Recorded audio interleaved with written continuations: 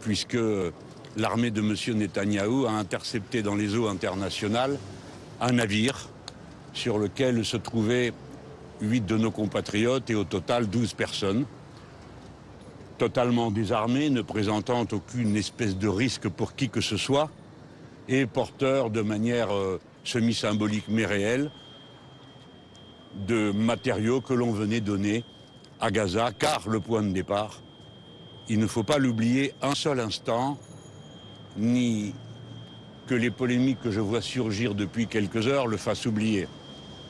Ces gens si courageux se sont embarqués pour tâcher de briser le blocus et le martyre de la population de Gaza qui est soumis à une entreprise génocidaire sans recours. Et ceci nous apprend deux choses. D'abord que Gaza est sous blocus, qu'elle est assiégée et que sa population est chaque jour bombardée et assaillie de toutes les manières meurtrières possibles.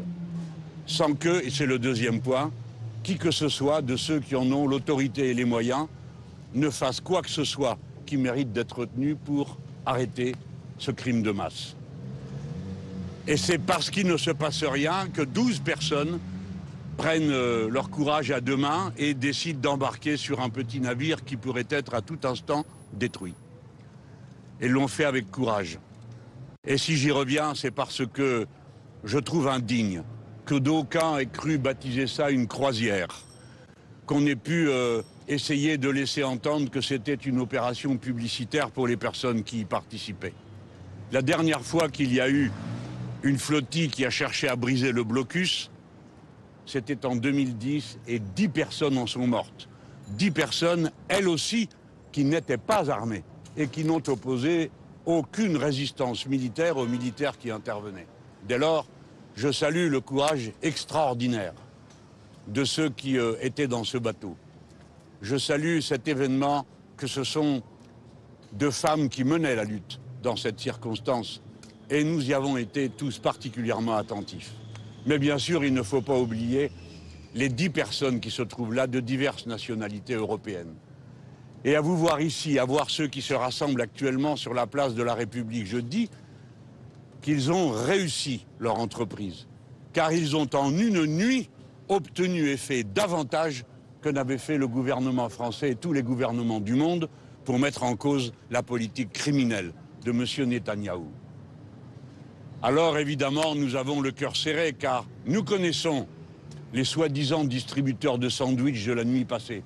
Nous connaissons leur brutalité, leur violence, leur habitude et leur entraînement au crime contre des populations sans défense. Et évidemment, qui peut être davantage sans défense que 12 personnes sur un petit bateau sans le commencement de la moindre arme comme ils le voulaient. Et nous craignons ce qui va se passer, d'autant que nous nous inquiétons de voir que le gouvernement français n'a, semble-t-il, rien à dire à propos d'un acte de piraterie.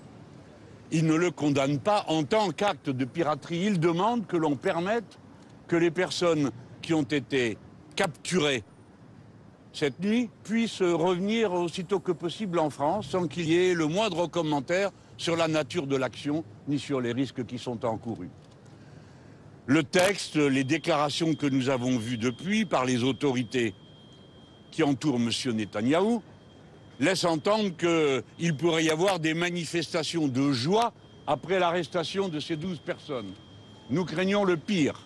Nous craignons le pire car ceux qui ont procédé à cet arraisonnement sont capables du pire et l'ont montré en toutes circonstances, si bien que c'est notre devoir, en mesurant bien sûr les mots qui prévalent dans un moment où l'on retient captif contre le droit des personnes. C'est notre droit et notre devoir de nous alarmer et de mettre en garde. On dit qu'ils seraient soumis à la torture de spectacles violents comme ceux qui rendent compte des événements qui se sont produits le 7 octobre. Comme si ils y auraient été indifférents. Comme si, à nos yeux, en tout cas à nos yeux, toute vie ne se vaut pas. Et comme si tout crime de guerre n'est pas condamnable. En attendant, il faut que M. Netanyahou relâche immédiatement les 12 personnes, à commencer par celles qui bénéficient comme Madame Rima Hassan, du fait qu'étant députée française, elle incarne le peuple français lui-même, n'en déplaise à ceux qui voudraient le voir représenté autrement. À cet instant, le génie particulier de la France et de ses enfants s'exprime à travers elle et à travers nos compatriotes sur ce bateau, avec les autres Européens. C'est pourquoi nous voulons dire depuis ici que nos pensées d'affection et de solidarité sont à leur côté. Puissent-elles les atteindre et leur donner le courage dont il faut avoir pour pouvoir aujourd'hui faire face à des gens pareils. Voilà, mesdames, messieurs, dans un instant, je m'exprimerai devant le rassemblement. Monsieur Mélenchon.